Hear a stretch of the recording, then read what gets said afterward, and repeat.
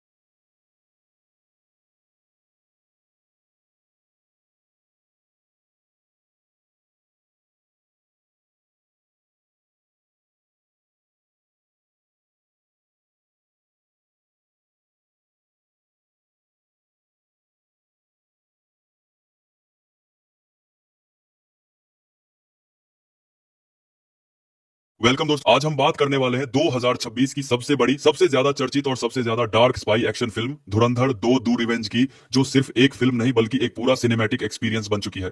ये फिल्म अपने पहले पार्ट की कहानी को वहीं से आगे बढ़ाती है जहां सब कुछ अधूरा और रहस्यमय छोड़ दिया गया था, और इस बार कहानी और भी ज्यादा गहरी, खतरनाक और ट्विस्ट से भरी हुई है। इस फिल्म में रणवीर सिंह एक बार फिर डबल लेयर किरदार में नजर आते हैं। हमजा और जसकीरत सिंह रंगी ये सिर्फ एक व्यक्ति नहीं बल्कि एक ऐसी पहचान बन चुका है जो दो दुनिया के बीच फंसा हुआ है। एक तरफ उसका फर्ज है जो उसे देश और सिस्टम के लिए लड़ने को कहता है, और दूसरी तरफ वे सच है जो उसे हर रात अंदर से तोड़ देता है। और माधवन एक सीनियर इंटेलिजेंस ऑफिसर के रूप में सामने आते हैं जो इस पूरे मिशन के पीछे छुपे बड़े राज जानते हैं, लेकिन हर बात को सीधे नहीं बताते।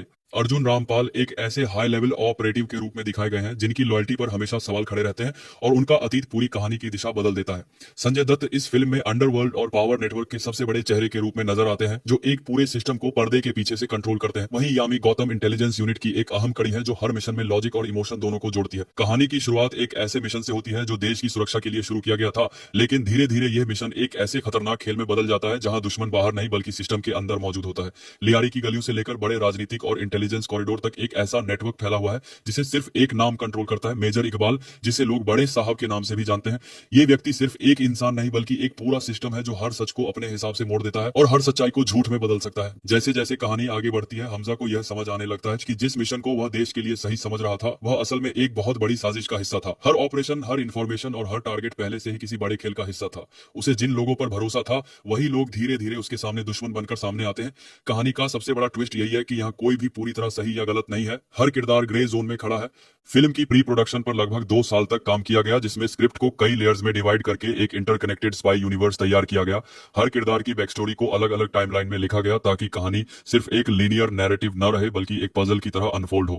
रियल लोकेशंस जैसे मुंबई के डॉकयार्ड्स, पुराने इंडस्ट्रियल एरियाज और रिक्रिएटेड वॉर जोन्स का इस्तेमाल किया गया ताकि फिल्म को एक रॉ और रियलिस्टिक फील मिल सके। साथ ही इंटरनेशनल लेवल के एक्शन कंसल्टेंट्स को भी जोड़ा गया ताकि फाइट सीक्वेंसेस और चेज सीन्स ज्यादा बिलीवेबल लगे। पोस्ट प्रोडक्शन इस फिल्म का सबसे हैवी हिस्सा रहा। इसमें मैसिव वीएफएक्स और सीजीआई का इस्तेमाल किया गया, खासकर एक्सप्लोजन, सिटी डिस्ट्रक्शन और कोवर्ट ऑपरेशन सीन्स में। फिल्म का कलर ग्रेडिंग बहुत डार्क और ग्रिटी रखा गया है ताकि स्पाई थ्रिलर का रियल टेंशन स्क्रीन पर महसूस हो सके।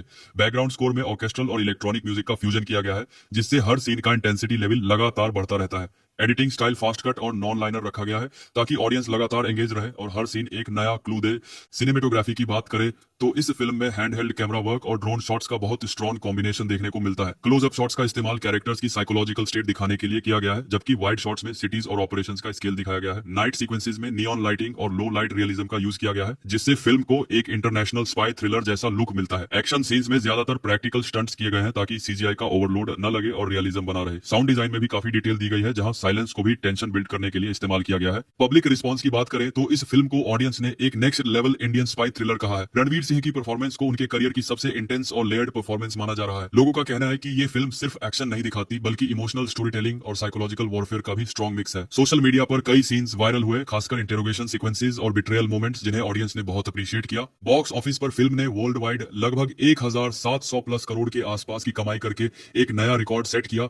भारत और ओवरसीज दोनों मार्केट्स में फिल्म को जबरदस्त रिस्पॉन्स मिला और ये फ्रेंचाइज की सबसे सक्सेसफुल फिल्म बन गई। ओटीटी रिलीज की बात करें तो फिल्म का डिजिटल प्रीमियर जियो हॉटस्टार पे हुआ है और इसे 4 जून 2026 को रिलीज किया गया। ओटीटी वर्जन में कुछ एक्सटेंडेड सीन्स और अनकट एक्शन सीक्वेंसेस भी शामिल किए गए हैं जिससे कहानी और ज्यादा डीप और डिटेल्ड हो जाती है। इंटरनेशनल स्ट्रीमिंग प्लेटफॉर्म्स पर भी इसे रिलीज किया गया है ताकि ग्लोबल ऑडियंस तक इसकी रीच हो सके। राइट्स अपडेट की बात करें तो डिजिटल राइट्स काफी हाई वैल्यू पे सेल हुए हैं और म्यूजिक राइट्स भी बड़े लेवल के पास गए हैं। ये साफ दिखाता है कि ये सिर्फ एक फिल्म नहीं बल्कि एक ग्रोइंग स्पाई यूनिवर्स का हिस्सा है जिसे आगे और एक्सपैंड किया जाएगा। अंत में अगर इस पूरी फिल्म को एक लाइन में समझें तो धुरंधर 2 सिर्फ एक मिशन की कहानी नहीं है बल्कि ये एक ऐसी जंग है जहां सच और झूठ एक दूसरे में मिल चुके हैं, पहचान खो चुकी है, भरोसा टूट चुका है और हर किरदार अपनी सर्वाइवल की लड़ाई लड़ रहा है।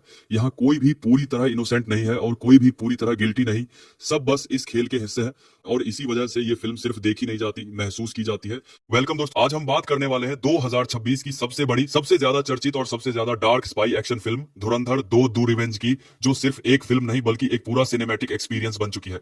ये फिल्म अपने पहले पार्ट की कहानी को वहीं से आगे बढ़ाती है जहां सब कुछ अधूरा और रहस्यमय छोड़ दिया गया था और इस बार कहानी और भी ज्यादा गहरी, खतरनाक और ट्विस्ट से भरी हुई है। इस फिल्म में रणवीर सिंह एक बार फिर डबल लेयर किरदार में नजर आते हैं। हमजा और जसकीरत सिंह रंगी, ये सिर्फ एक व्यक्ति नहीं बल्कि एक ऐसी पहचान बन चुका है जो 2 दुनिया के बीच फंसा हुआ है। एक तरफ उसका फर्ज है जो उसे देश और सिस्टम के लिए लड़ने को कहता है और दूसरी तरफ वह सच है जो उसे हर रात अंदर से तोड़ देता है। और माधवन एक सीनियर इंटेलिजेंस ऑफिसर के रूप में सामने आते हैं जो इस पूरे मिशन के पीछे छुपे बड़े राज जानते हैं लेकिन हर बात को सीधे नहीं बताते। अर्जुन रामपाल एक ऐसे हाई लेवल ऑपरेटिव के रूप में दिखाए गए हैं जिनकी लॉयल्टी पर हमेशा सवाल खड़े रहते हैं और उनका अतीत पूरी कहानी की दिशा बदल देता है।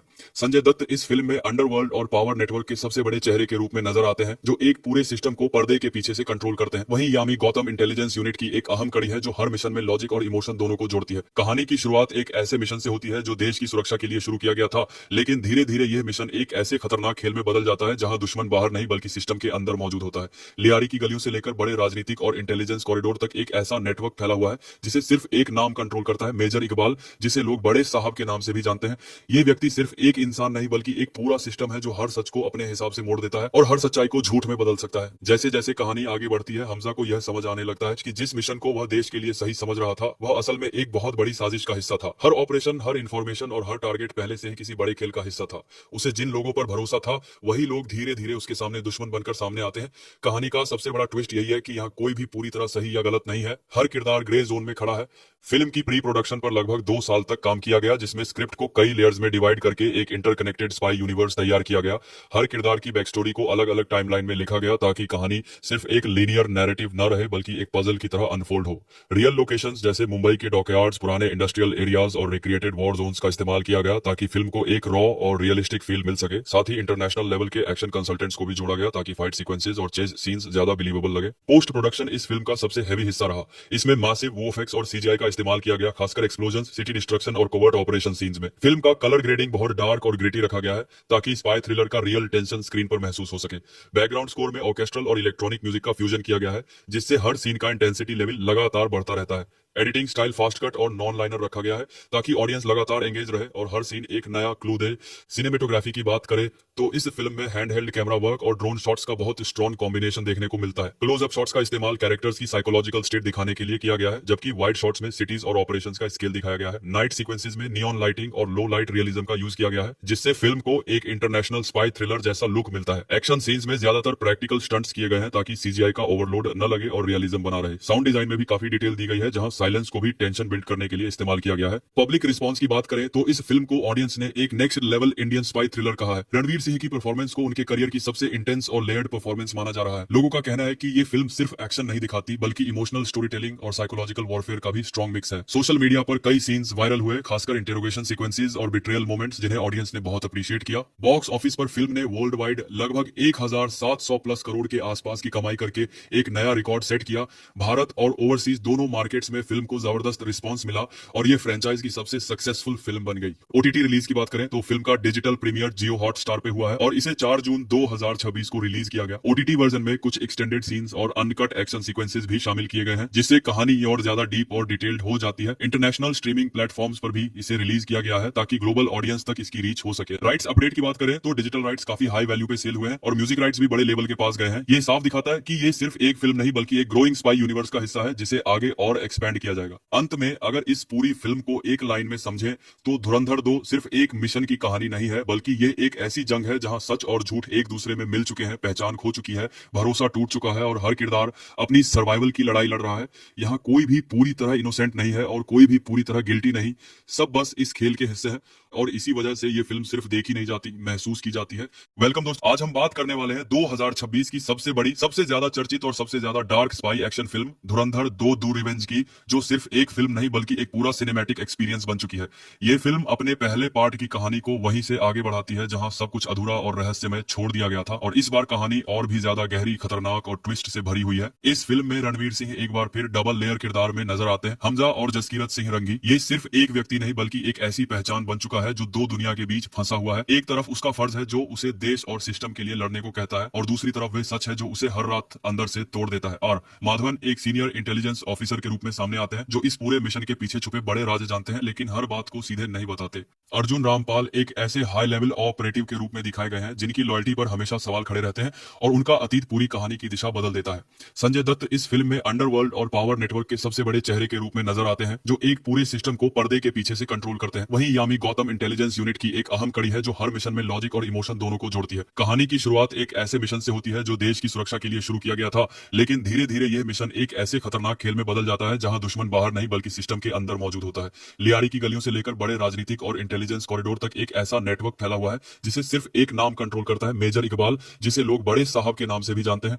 ये व्यक्ति सिर्फ एक इंसान नहीं बल्कि एक पूरा सिस्टम है जो हर सच को अपने हिसाब से मोड़ देता है और हर सच्चाई को झूठ में बदल सकता है। जैसे जैसे कहानी आगे बढ़ती है, हमजा को यह समझ आने लगता है कि जिस मिशन को वह देश के लिए सही समझ रहा था वह असल में एक बहुत बड़ी साजिश का हिस्सा था। हर ऑपरेशन, हर इंफॉर्मेशन और हर टारगेट पहले से ही किसी बड़े खेल का हिस्सा था। उसे जिन लोगों पर भरोसा था वही लोग धीरे धीरे उसके सामने दुश्मन बनकर सामने आते हैं। कहानी का सबसे बड़ा ट्विस्ट यही है कि यहाँ कोई भी पूरी तरह सही या गलत नहीं है, हर किरदार ग्रे जोन में खड़ा है। फिल्म की प्री प्रोडक्शन पर लगभग 2 साल तक काम किया गया, जिसमें स्क्रिप्ट को कई लेयर्स में डिवाइड करके एक इंटरकनेक्टेड स्पाई यूनिवर्स तैयार किया गया। हर किरदार की बैक स्टोरी को अलग अलग टाइमलाइन में लिखा गया ताकि कहानी सिर्फ एक लीनियर नैरेटिव न रहे बल्कि बल्कि एक पजल की तरह अनफोल्ड हो। रियल लोकेशंस जैसे मुंबई के डॉकयार्ड्स, पुराने इंडस्ट्रियल एरियाज और रिक्रिएटेड वॉर जोन्स का इस्तेमाल किया गया ताकि फिल्म को एक रॉ और रियलिस्टिक फील मिल सके। साथ ही इंटरनेशनल लेवल के एक्शन कंसल्टेंट्स को भी जोड़ा गया ताकि फाइट सीक्वेंसेस और चेज सीन्स ज्यादा बिलीवेबल लगे। पोस्ट प्रोडक्शन इस फिल्म का सबसे हैवी हिस्सा रहा। इसमें मैसिव वीएफएक्स और सीजीआई का इस्तेमाल किया गया, खासकर एक्सप्लोजन, सिटी डिस्ट्रक्शन और कोवर्ट ऑपरेशन सीन्स में। फिल्म का कलर ग्रेडिंग बहुत डार्क और ग्रिटी रखा गया है ताकि स्पाई थ्रिलर का रियल टेंशन स्क्रीन पर महसूस हो सके। बैकग्राउंड स्कोर में ऑर्केस्ट्रल और इलेक्ट्रॉनिक म्यूजिक का फ्यूजन किया गया है, जिससे हर सीन का इंटेंसिटी लेवल लगातार बढ़ता रहता है। एडिटिंग स्टाइल फास्ट कट और नॉन लाइनर रखा गया है ताकि ऑडियंस लगातार एंगेज रहे और हर सीन एक नया क्लू दे। सिनेमेटोग्राफी की बात करें तो इस फिल्म में हैंडहेल्ड कैमरा वर्क और ड्रोन शॉट्स का बहुत स्ट्रॉन्ग कॉम्बिनेशन देखने को मिलता है। क्लोज अप शॉट्स का इस्तेमाल कैरेक्टर्स की साइकोलॉजिकल स्टेट दिखाने के लिए किया गया है, जबकि वाइड शॉट्स में सिटीज और ऑपरेशंस का स्केल दिखाया गया है। नाइट सीक्वेंसेस में नियॉन लाइटिंग और लो लाइट रियलिज्म का यूज किया गया है, जिससे फिल्म को एक इंटरनेशनल स्पाई थ्रिलर जैसा लुक मिलता है। एक्शन सीन्स में ज्यादातर प्रैक्टिकल स्टंट्स किए गए हैं ताकि सीजीआई का ओवरलोड न लगे और रियलिज्म बना रहे। साउंड डिजाइन में भी काफी डिटेल दी गई है, जहां साइलेंस को भी टेंशन बिल्ड करने के लिए इस्तेमाल किया गया है। पब्लिक रिस्पांस की बात करें तो इस फिल्म को ऑडियंस ने एक next level Indian spy thriller कहा है। रणवीर सिंह की परफॉर्मेंस को उनके करियर की सबसे इंटेंस और लेयर्ड परफॉर्मेंस माना जा रहा है। लोगों का कहना है कि ये फिल्म सिर्फ एक्शन नहीं दिखाती बल्कि इमोशनल स्टोरी टेलिंग और साइकोलॉजिकल वॉरफेयर का भी स्ट्रॉन्ग मिक्स है। सोशल मीडिया पर कई सीन्स वायरल हुए, खासकर इंटेरोगेशन सीक्वेंसेस और बिट्रेयल मोमेंट्स, जिन्हें ऑडियंस ने बहुत अप्रिशिएट किया। बॉक्स ऑफिस पर फिल्म ने वर्ल्ड वाइड लगभग 1700 प्लस करोड़ के आसपास की कमाई करके एक नया रिकॉर्ड सेट किया। भारत और ओवरसीज दोनों मार्केट्स में फिल्म को जबरदस्त रिस्पॉन्स मिला और ये फ्रेंचाइज की सबसे सक्सेसफुल फिल्म बन गई। ओटीटी रिलीज की बात करें तो फिल्म का डिजिटल प्रीमियर जियो हॉटस्टार पे हुआ है और इसे 4 जून 2026 को रिलीज किया गया। ओटीटी वर्जन में कुछ एक्सटेंडेड सीन्स और अनकट एक्शन सीक्वेंसेस भी शामिल किए गए हैं, जिससे कहानी और ज्यादा डीप और डिटेल्ड हो जाती है। इंटरनेशनल स्ट्रीमिंग प्लेटफॉर्म्स पर भी इसे रिलीज किया गया है ताकि ग्लोबल ऑडियंस तक इसकी रीच हो सके। राइट्स अपडेट की बात करें तो डिजिटल राइट्स काफी हाई वैल्यू पे सेल हुए हैं और म्यूजिक राइट्स भी बड़े लेवल के पास गए हैं। ये साफ दिखाता है कि ये सिर्फ एक फिल्म नहीं बल्कि एक ग्रोइंग स्पाई यूनिवर्स का हिस्सा है, जिसे आगे और एक्सपेंड किया जाएगा। अंत में अगर इस पूरी फिल्म को एक लाइन में समझें तो धुरंधर 2 सिर्फ एक मिशन की कहानी नहीं है, बल्कि ये एक ऐसी जंग है जहां सच और झूठ एक दूसरे में मिल चुके हैं, पहचान खो चुकी है, भरोसा टूट चुका है और हर किरदार अपनी सर्वाइवल की लड़ाई लड़ रहा है। यहाँ कोई भी पूरी तरह इनोसेंट नहीं है और कोई भी पूरी तरह गिल्टी नहीं, सब बस इस खेल के हिस्से हैं और इसी वजह से ये फिल्म सिर्फ देखी नहीं जाती, महसूस की जाती है।